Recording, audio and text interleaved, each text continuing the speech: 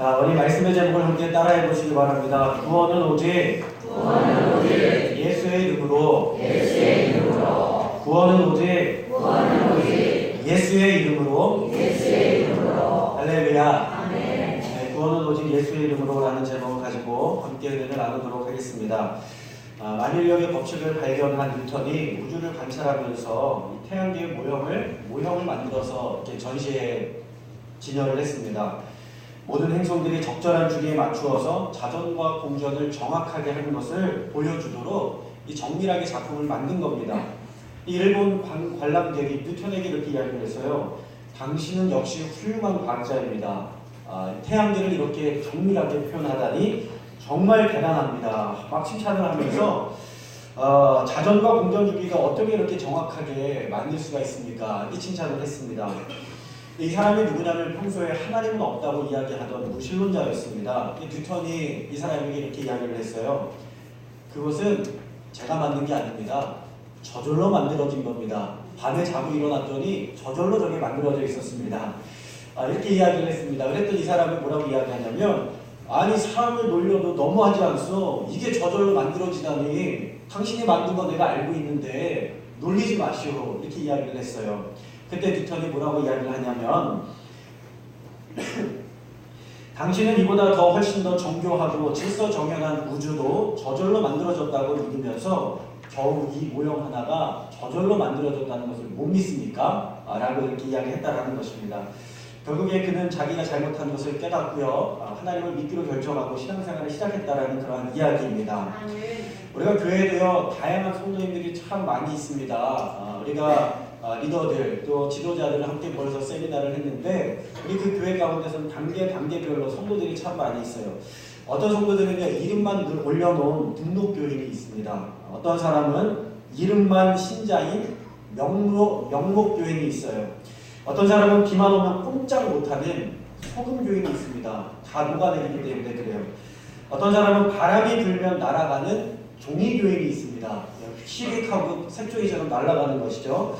어떤 사람은 급한 일이 생겨야 찾아오는 화장실 교인이 있어요. 급할 때 찾아가는 화장실처럼 어려움을 당해야 교회를 찾아오는 겁니다. 어떤 사람은 날씨가 추워지면 이렇게 추운 날씨면 꼼짝 못하는 파충류 교인이 있습니다. 주변의 온도에 굉장히 민감하기 때문에 그런 것이죠. 어떤 교회는요 더운 여름에 녹아서 교회 안 오는 눈덩이 교인이 있다는 것입니다. 여러분, 나는 어떠한 교인입니까? 요즘에는 한 가지가 더 추가되었어요. 이순신 장군의 유형의 교인이 생겼어요. 뭐예요? 내가 교회 다니는 것을 아무도 알게 하지 말아라 하고 숨어 다니는 교인이 있다는 겁니다. 오늘 말씀해 보니까 사도들은요 오직 예수의 이름으로 복음을 증거하고 전하고 능력을 행하였습니다. 심지어 성전 미문에 앉아 있었던 나면서부터 걷지 못했던 이가요 걷게 되는 것을 보면서 굉장히 놀랐어요. 예수의 이름에 능력이 있고 예수의 이름에 소망이 있고 예수의 이름에 생명이 있는 줄로 믿습니다. 근데 그러다 보니까요 기존에 있었던 종교 지도자들이 샘을 내기 시작했어요. 굉장히 뛰어난 은사가 출현을 하니까, 굉장히 뛰어난 진짜가 출현을 하니까 가짜들이 어떻게 해요? 벌벌벌벌 다 떨고 있는 것입니다. 할아버지가 손자를 앉혀놓고 이야기를 합니다. 얘야, 할아버지가 말이야 한국전쟁 때 6.25 전쟁 때 인천 상륙작전에서 괴뢰를 때려잡은 이야기 했어? 하면서 이야기하는 거예요. 할아버지 1000번도 더 했어요. 이제 그만하세요. 1000번도 더 했어요. 나 할아버지 궁금한 게 있어요. 뭐냐? 내가 6.25 때 있었던 이야기는 다 이야기해주마. 그랬더니 손자가 이렇게 물어보는 거예요. 아니 할아버지가 그렇게 잘 싸웠는데 아니 그 많은 미군과 그 많은 한국군은 왜 필요했던 거예요? 이렇게 이야기하더라는 것이죠. 야, 할아버지 허풍이 얼마나 센지 마치 자기가 다 북한군을 때려잡은 것처럼 이렇게 허풍을 하면서 이야기하는 것입니다. 여러분, 우리가 인생을 살면서 신앙생활하면서 살아가면서 자기 중심이 아니면 못 견디는 사람이 있습니다. 자기가 주인공이 되어야 되고 자기가 주인이 되어야 되고 내가 모든 것을 주도해야 되는 그런 모습을 가진 사람들이 있었어요. 오늘 말씀의 배경을 가만히 살펴보면 종교 지도자들이 베드로와 요한을 잡아서 가두게 됩니다. 그리고 나서 물어보는 거예요. 야, 너희들이 무슨 권세로 이런 일을 행하느냐? 누구의 이름으로 이런 일을 행하느냐? 물어보는 겁니다. 마치 이런 거예요. 도시에 아픈 사람들이 참 많이 있잖아요. 이 지역에 아픈 사람들이 많이 있는데 그 사람들이 치료도 못 받고 어렵고 힘든 사람들인데 병원에서도 외면하는 겁니다. 나는 못 고칩니다. 고칠 수가 없습니다. 이렇게 외면한 사람들이었어요. 근데 어떤 사람이 그 사람들을 이렇게 한 명 한 명 찾아가 보니까 마음이 너무 아픈 거예요. 이 마음이 너무 아파가지고 그 사람들을 이렇게 모아놓고 치료해주기 시작했습니다. 그랬더니요, 기존의 병원들이 난리가 난 거예요. 아니, 사람들이 몰려와가지고 난리가 난 겁니다. 아니, 너 누구 이름으로 고치는 거야? 당국에 허락 받았어? 하면서 물어보는 것과 마찬가지인 것이죠. 초대교회의 상징적인 이 기적적인 사건을 이토록 싫어한 사람들이 누구냐면 바로 그 당시에 기득권을 잡고 있었던 종교 지도자들이었습니다. 제사장들, 그리고 성전을 맡은 자들, 사두개인들이었습니다. 이들은 종교 전문가들인데, 신앙의 전문가들인데, 하나님을 오래 믿은 사람들인데 오히려 하나님의 이름으로 행하는 것을 싫어했다라는 것입니다. 초대교회에 일어난 첫 번째 핍박은 이 로마나 당국이나 외부 불신자들로부터 온 것이 아니라 바로 같이 하나님을 믿었던 사람들로부터 핍박이 왔다는 것입니다. 신앙생활하면서 참 가슴 아픈 일이 무엇이냐면 교회 다니는 사람들끼리 싸우는 것, 교회 다니는 사람들끼리 핍박하는 것, 서로 상처 주는 것, 그것이 바로 우리 가운데 가장 큰 문제가 아닙니까? 그러니까 우리가 신앙생활하면서 하나님의 영광 드러내기 위해서는요, 우리가 철저히 하나님 앞에 무릎 꿇고 엎드려야 될 줄로 믿습니다. 철저히 주님의 이름을 부르짖어야 될 줄로 믿습니다. 나는 죽고 예수님이 살아날 때에, 예수님이 드러날 때에 이 교회는 생명 있는 교회로 변화될 줄로 믿습니다. 여러분, 그들은요, 예수님 이름으로 고치고 치유하고 전파하는 것을 싫어했어요. 왜요? 그들이 예수님을 죽인 장본인이었기 때문입니다. 내가 예수를 죽였는데 저 사람들이 예수가 부활했다고 하는 거예요. 그보다 끔찍한 이야기가 어디에 있습니까? 자신들의 기득권을 예수에게, 그리고 예수에게 제자들에게 뺏기는 것도 싫었습니다. 지금에도 예수님을 믿지 못하도록 하는 세력들이 있어요. 바로 사탄입니다. 보이지 않는 영들이 기존의 종교인들에게, 교인들에게 조용히 다가와서 의심의 누룩을 우리 가운데 심어주어서 우리가 하나님 믿는 것을 방해하고, 누룩이 뭐예요? 누룩이 들어가면 부풀어 오르게 되지 않습니까? 의심이 크게 부풀어지면서 결국에는 우리가 믿음에서 떠나게 되는, 그렇게 만드는 세력들이 있다는 겁니다. 저는 어렸을 때 달고나, 여러분 달고나 드셔보셨어요? 정말 맛있고 달지 않습니까? 네, 과자로만 보면 굉장히 맛있는데 만드는 걸 보면 참 설탕 덩어리잖아요. 근데 이 달고나가요, 그렇게 맛있어요. 그래서 제가 어렸을 때도 국자에 이렇게 설탕을 넣고, 어머님이 쓰시는 국자에 설탕을 넣고, 네, 저기 못 쳐다보겠어요. 자, 연탄불에 살살 우기고 이제 소다를 딱 넣으면 달고나를 만들 수가 있습니다. 그래서 제가 어린 마음에 이것을 맛있게 많이 만들어야 되겠다는 생각에 소다를 한 숟가락 딱 떠서 넣었어요. 그랬더니 이게 어떻게 됐을까요? 부풀어가지고 폭발한 거예요. 막 흘러 넘쳐가지고 결국엔 이 달고나를 못 쓰게 되었습니다. 이 소다를 넣게 되면 이것이 막 부풀어 오르게 되지 않습니까? 의심이라는 것이 그런 것입니다. 우리 가운데 부풀어 오르게 하는 거예요. 우리 안에 의심이 들어가게 되면, 누룩이 들어가게 되면 부풀어 올라서 결국에 다 타버리게 되는 것이죠. 저는 얼마 전에 인터넷에서 동영상을 하나 이렇게 보게 되었는데, 그 동영상이요, 소셜 미디어를 통해서 삽시간에 퍼져나가더라고요. 유튜브에도 올라가 있고 페이스북에도 올라가 있고 다양한 곳에 올라가서 막 사람들에게 전파가 되는 겁니다. 그 영상을 처음부터 끝까지 가만히 보니까 그 영상이 뭐냐면 기존의 교회를 비판하는 영상입니다. 교회는 이게 잘못되고 저게 틀렸고 이건 옳지 않고 그래서 교회는 틀렸다라는 내용의 영상이었어요. 근데 그 중에 영상의 내용이 하나가 기억이 나는데, 하나가 뭐냐면 바로 십자가에 스토를 두르는 것, 영대를 두르는 것이 잘못되었다 라고 하는 영상이었습니다. 여러분, 우리 교회도 십자가가 이렇게 있지 않습니까? 뭘 둘렀어요? 스토를 둘렀어요. 이 무슨 글자처럼 보여요? 밥이요? 식사 준비하시느라고 부담이 많이 크셨네요. 네. 여러분, 이렇게요, 사실은 스토리에 이렇게 걸어 놓으면 M자가 됩니다. 그 M자가 되는 것을 보고 사람들이 뭐라고 이야기하냐면 저건 마리아의 십자가다. 그 영상을 보니까 교회가 왜 마리아의 십자가를 걸어놓느냐 하면서 비판하는 영상이었습니다. 여러분, 이 십자가가 마리아 숭배 십자가처럼 보이십니까? 아무도 그렇게 생각하는 사람은 없을 거예요. 참 재미있는 것은요, 사람들의 마음속에 그런 의심의 씨앗들을 심어놓는 자들이 있다는 것입니다. 의심 자체가 문제가 아니라 의심 자체를 심어놓는 자리를 우리가 볼 수 있는 눈이 있어야 되는 거예요. 여러분 참 재밌는 것은요. 천주교에는 마리아의 십자가가 없습니다. 마리아의 십자가가 없어요. 카톨릭은 마리아를 중보자로 생각하긴 하지만 분명히 잘못된 겁니다. 그러나 십자가 밑에 마리아를 기념하는 기념주화가 있기도 합니다. 그런데 마리아의 십자가는 존재하지 않습니다. 또한 마리아의 십자가라고 하면서 비판하면서 보여주는 모든 증거의 자료들은 카톨릭이 있지가 않아요. 왜냐하면 천주교에서는요. 십자가에 천을 두르지 않아요. 천을 두르지 않습니다. 예수님이 매달려 있기는 해요. 근데 천을 두르지는 않아요. 개신교에서만 천을 두릅니다. 왜 그런지 제가 역사를 알려드릴게요. 우리가 역사를 모르면요. 항상 단편적인 것만 보고 그 순간에 그것만 보고 판단을 하는데 그 배경을 알아야 되고 역사를 알아야 전체적으로 바라볼 수 있는 눈이 생긴다는 것이죠. 첫 번째로 십자가에 천을 두르는 것은요. 개신교만의 전통입니다. 개신교의 전통이에요. 감리교라든가 장로교라든가 무터교라든가 이 개신교에서는 십자가에 천으로 장식을 합니다. 이것은 뭐냐면 부활을 상징하는 거예요. 예수님께서 부활하셨을 때 그 자리에 뭐가 있었어요? 세마포가 있었죠? 천이 있지 않았습니까? 그러니까 부활을 상징하는 거예요. 사실 특별히 개신교에는요, 딱히 뭐 성상이라든가 이런 게 없습니다. 십자가밖에 없어요. 그러니까요, 이 십자가 성스러운 형상을 사용하지 않는 개신교에서는 부활절에 예수님의 세마포를 상징하는 흰색 천을 걸어서 장식하기 시작했어요. 이것은 믿음의 방편이 아니라 하나의 예술적인 신비적인 상징이었던 것이죠. 근데 이후에 이것이 사람들이 보니까 아무것도 없었던 십자가에 천을 걸어서 흰색 천을 걸어서 장식을 하니까 너무 아름다운 겁니다. 제가 재작년에 보니까 여기에 말구유가 올라와 있더라고요. 말구유가 구원의 상징입니까? 그런 건 아니죠. 우리가 예수님을 생각하는 도구라는 것입니다. 이 마찬가지예요. 근데 이후에 그것이 좋게 여겨져서 예수님의 부활을 기념하는 매 주일마다 여러분 잘 기억하세요. 주일이라는 것은 안식일의 개념이 우리는 아니라 사실은 주님의 날의 개념입니다. 예수님께서 부활하신 이후에 이 주일은 주님의 날이고 예수님이 주인이시고 주인 되신 예수님 앞에 우리가 나와 엎드려 경배하는 것입니다.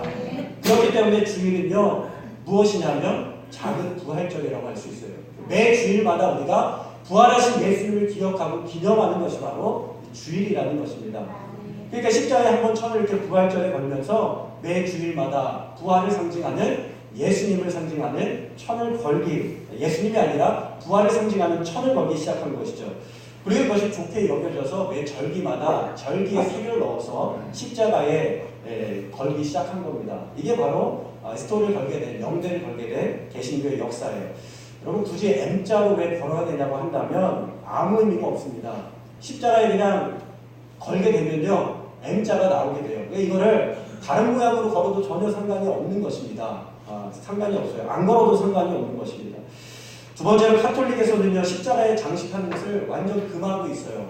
그래서 천을 걸지 않습니다. 1년에 한 번 정도 걸까요? 걸지를 않아요.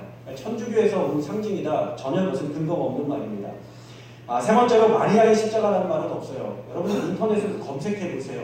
마리아 십자가를 비판하는 이야기는 있지만 마리아 십자가가 무엇인지에 대해서 나와 있는 글은 하나도 없습니다. 왜요? 그런 것 자체가 없기 때문에 그래요. 오히려 영문으로 검색을 하면요 나와요. 근데 마리아의 십자가가 아니라 사람 이름이 나와요. 그냥 사람 이름이 그런 거예요. 자꾸 의심하는 누룩을 교회에 넣어서 구원이 없는 것처럼 의심하게 만드는 자들이 그들이 문제라는 것입니다. 여러분 네 번째로요 마리아 십자가라고 주장하는 것은요 두 가지가 있어요. 하나는 카타리나라는 수녀가 1830년에 만든 기적의 메달에 새겨져 있는 십자가입니다. 이 십자가 밑에는 M이라는 숫자, M이라는 문자가 그냥 첨가되어 있어요. 그게 십자가에 천을 걸어놓은 것이 아니라 단순히 레터, 문자를 십자가 밑에 기록해 놓은 기념 주화입니다. 또 하나는 교황 요한 바오로 2세가 마리아의 중보를 강조하려고 자신의 표시로 사용했던 십자가인데 이것 또한 십자가 밑에 천이 걸린 것이 아니라 십자가 밑에 M이라는 글자를 그냥 표기한 것입니다. 그리고 개신교의 십자가에 천을 거는 전통은 이것보다 더 훨씬 더 오래전부터 시작이 된 거예요. 그걸 따라한 것이 아니라 그것을 기념한 것이 아니라 훨씬 더 오래전부터 교회 전통으로 우리가 가지고 개신교 전통으로 가지고 있었던 것입니다. 그러니까 여러분 세상의 말에 자꾸 흔들리지 마시기 바랍니다. 이 누룩을 집어넣는 자들은 끊임없이 또 다른 새로운 것들을 만들어서 우리의 마음속에 의심의 씨앗을 심어 놓을 것입니다. 여러분 그때마다 그것을 다 제가 설명해야 되겠습니까? 설명해야 되겠어요? 설명할 이유가 없는 거예요. 왜요? 우리는 가짜를 볼 게 아니라 가짜는 뭐 어디든지 많이 있을 수 있어요. 진짜를 봐야 된다는 거예요. 진짜가 뭐예요? 진짜가 예수 그리스도인 줄로 믿습니다. 여러분이 교회 앞에서 십자가를 떼면 여러분 신앙에 문제가 생깁니까? 아무 상관이 없는 거예요. 이 십자가가 우리를 구원시켜 주는 것이 아니라 예수를 믿을 때 그것이 우리를 구원시켜 주시고 예수님이 십자가에서 흘리신 피가 말미암아 우리를 깨끗하게 하신다는 것을 여러분 기억해야 될 줄로 믿습니다. 장로교 어느 교단에서는요 교회 안에 십자가가 안 걸어요. 그런 교단들도 있습니다. 여러분 그래서 우리가 세상의 말에 흔들리지 않고 오직 예수님만 바라보고 예수님만 붙들고 예수님만 의지하고 예수님 외에는 구원이 없음을 기억하심으로 주님 붙드시고 승리할 수 있는 저와 여러분 될 수 있기를 주님의 이름으로 축원합니다. 인천에 효성중앙교회라고 있어요. 강림교회인데 그 효성중앙교회에 가면 십자가가요 밥숟가락으로 만들어져 있습니다. 한 1000여 개의 교회 주방에 있는 십자가 밥숟가락으로 이 교회를 새롭게 건축을 하면서 기존의 숟가락을 버리기는 아깝고 또 교회 성도님들이 선물로 헌금한 것인데 버리기는 그렇고 하니까 그것을 어떻게 할까 고민을 하다가 목사님께서 이 십자가 1000여 개의 십자가로 구부려 가지고 1000여 개의 숟가락으로 구부려서 십자가를 만들어서 식당에 걸어 놓으셨습니다. 예술 작품이 되었어요. 그것이 무엇입니까? 사람들의 섬김과 봉사로 말미암아 하나의 아름다운 십자가를 형상하는 작품이 나타낸 것이죠. 제가 바로 옆에 신석교회에 가보니까 그 교회는 본당의 십자가가 철조망이라고요. 철조망이에요. 이 교회가 울타리를 정리하는데 교회 울타리에 철조망을 쳐놨는데 교회가 이렇게 담을 쌓는 것은 좋지 않다. 그래서 개방하자. 그래가지고 그 철조망을 다 걷어냈습니다.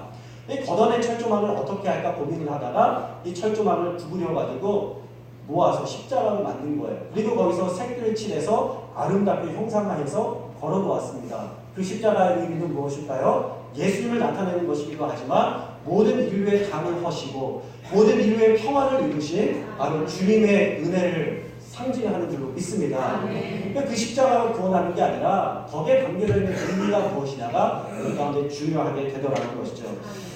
오늘 말씀해 보니까요, 우리가 읽은 말씀 중에 4절, 우리가 읽은 말씀의 앞부분에 보니까 4절의 말씀에 보니까 이렇게 이야기하고 있어요. 말씀을 들은 사람 중에 믿는 자가 많으니 남자의 수가 약 5,000명이나 되었더라. 엄청나게 많은 사람들이 예수를 믿었습니다. 이 사탄 마귀가 싫어하는 것이 있는데 교회가 부흥하는 것을 싫어합니다. 사람들이 믿음 갖는 것을 싫어합니다.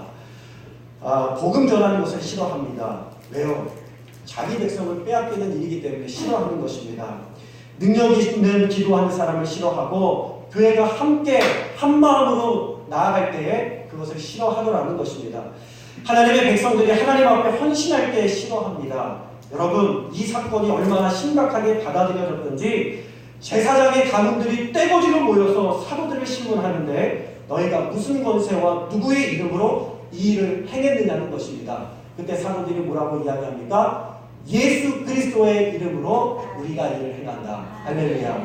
우리 오각교회는 오직 예수의 이름만을 증거하고 자랑하는 교회가 될 수 있기를 주님의 이름으로 축원합니다. 축원합니다. 너희가 내 이름으로 무엇이든지 구하면 내가 즉시 행하리라. 주님께서 우리 가운데 말씀하여 주시어서 예수님의 이름으로 기도하고 간구하고 예수의 이름으로 선포할 때에 그대로 이루어지게 하시겠다. 하나님 약속해 주셨습니다. 여러분 그 유명한 구절 사도행전 4장 12절의 말씀에 뭐라고 이야기하는지 우리가 함께 보도록 하겠습니다. 4장 12절입니다. 시작.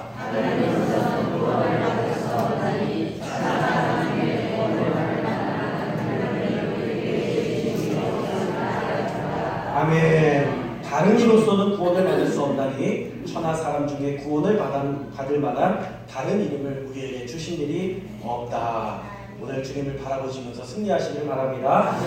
설교를 잘하기로 소문난 크리소스톰이라는 교부가 있었습니다. 그 말씀을 너무 잘 전했어요. 이 말씀의 핵심이 뭐냐? 예수가 그리스도시다. 예수가 구원자이시다. 그런데 어느 날 로마 황제가 불렀어요. 너가 예수 믿는 것 좋지만 오직 예수만이 구원이라는 이야기를 하지 말자. 예수도 구원이라고 이야기를 하자. 이렇게 이야기를 하는 겁니다. 이 말이 무엇이에요? 예수 말고 다른 거 믿어도 괜찮지 않느냐 이렇게 이야기하는 것입니다. 그때 크리소스톰이 뭐라고 이야기하냐면 내가 그 얘기를 하지 않으면 내가 할 말이 없습니다.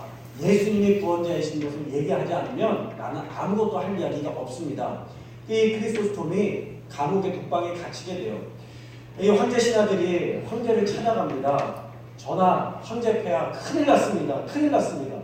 이 크리소스톰을 독방에 가두다니 그에게 얼마나 기다리고 바랬던 일입니까? 혼자 독방에 넣어놨으니 혼자 열심히 기도할 것이고 방해받지 않고 성경을 연구할 것인데 그가 좋아하는 일을 우리가 하면 어떻게 하겠습니까? 이 황제가 뭐라고 이야기하냐면 그러면 흉악범들 속에다가 집어넣어서 성경도 못 읽고 기도도 못하게 하라. 그래서 이제 흉악 범죄자들, 살인자들이 가득한 곳에 이 크리소스톰을 넣어놓았습니다. 그랬더니 더 큰일이 났어요. 황제 폐하 큰일이 났습니다. 이 크리소스톰이 들어간 곳이 복음화되어서 살인자들이 변화되어서 예수 믿고 기도하고 말씀 보기 시작했습니다. 놀란 거예요. 그랬더니 이 황제가 그럼 이렇게 이야기한 겁니다. 그러면 안 되겠다. 아예 목을 잘라 죽이도록 하여라. 그랬더니 신하들이 말리는 거예요. 폐하 안 됩니다. 그것은 크리소스톰이 그토록 바라던 일입니다. 그리고 그를 통해서 많은 사람들이 또 예수에게로 나갈 것입니다. 순교는 저들이 생각하는 가장 큰 영광입니다. 어찌하여 저들에게 영광을 주는 것입니까? 그러면 어쩌자는 거냐? 어쩌자는 거냐? 좋은 대안을 한번 이야기해봐라. 길이 하나 있습니다. 예수 믿는 사람들에게 돈 보따리를 안겨주면 교만하게 되고 예수님을 잊을 겁니다. 그리고 방종하게 될 것입니다. 돈 보따리를 줘서 내보내면 됩니다. 황제가 들어보니까 그럴듯해요. 그렇지. 돈 앞에 장사 없지. 큰 돈을 주어가지고 이 크리소스톰에게 주어서 세상에 내보냈습니다. 여러분 어떻게 되었을까요? 나오자마자 그가 교회에 들러서 몽땅 헌금하고 맨손으로 전도자로 나섰다라는 그러한 이야기입니다. 바로 이것이 바로 초대교회의 역사입니다. 오직 예수 그리스도 외에는 증거할 것이 없고 오직 예수 그리스도 외에는 더 좋은 것이 없고 오직 예수 그리스도 외에는 소망이 없고 예수만 붙들고 살았던 그 초대교회 성도들의 또 전도자들의 모습인 줄로 믿습니다. 오늘 우리가 이 땅을 살아가면서 자꾸 본질을 잃어버리고 가짜들의 자꾸 휩싸이게 됩니다. 예루살렘 제사장들의 간담을 서늘하게 했던 저 사도들의 외침, 예수가 그리스도이십니다. 예수가 부활하셨습니다. 예수가 구원자이십니다. 그 외침을 우리가 다시 되찾아야 될 줄로 믿습니다. 너희들이 예수를 죽였지만 그분은 다시 사셨다. 너희들이 나를 죽일 수 있지만 나는 예수의 이름으로 다시 살아난다. 그 믿음을 가지고 승리할 수 있는 저와 여러분이 다 될 수 있기를 주님의 이름으로 축원합니다. 한 가지만 이야기하겠습니다. 제가 금요일쯤인가요? 연락을 받았어요. 이선희 권사님에게 연락이 왔어요.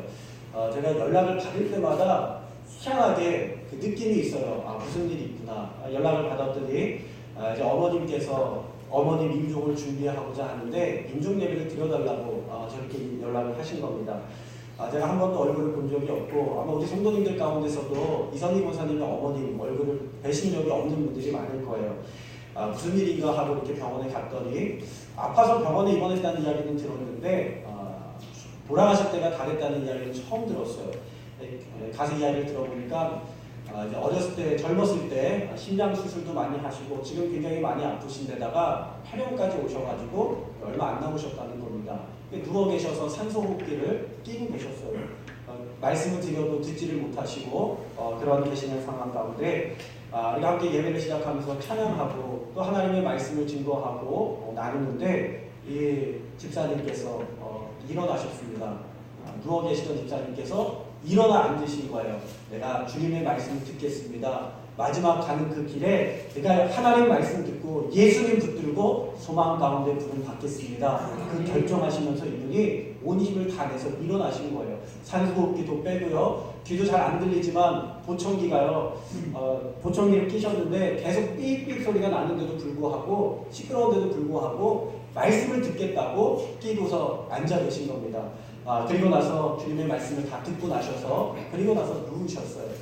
병원에서도 난리가 났어요. 간호사가 와가지고 그러면 안 된다고, 뭐 호흡기 다시 껴야 된다고 하고 안정을 찾아야 된다고 하고 멈춰야 된다고 하는데 그 어떠한 것도 이분이 예수님을 향한 그 마음과 사랑과 그 믿음을 멈추게 할 수는 없었습니다. 그리고 나서 어제 바로 부르심을 받았다라고 이야기를 제가 오늘 아침에 이렇게 연락을 받았습니다. 여러분, 이 땅 가운데 우리가 살아가면서 가장 소중한 것이 무엇입니까? 예수 그리스도인 줄로 믿습니다. 그 주님을 붙들고 우리가 이 땅 가운데 살아가면서 복음이 고난을 당하는 시대일수록 우리가 더욱 예수님의 이름을 붙들고 예수님의 이름을 자랑하고 증거해야 될 줄로 믿습니다. 오직 예수의 이름이 구원의 능력이 되는 이시기를 주님의 이름으로 축원합니다. 기도하겠습니다.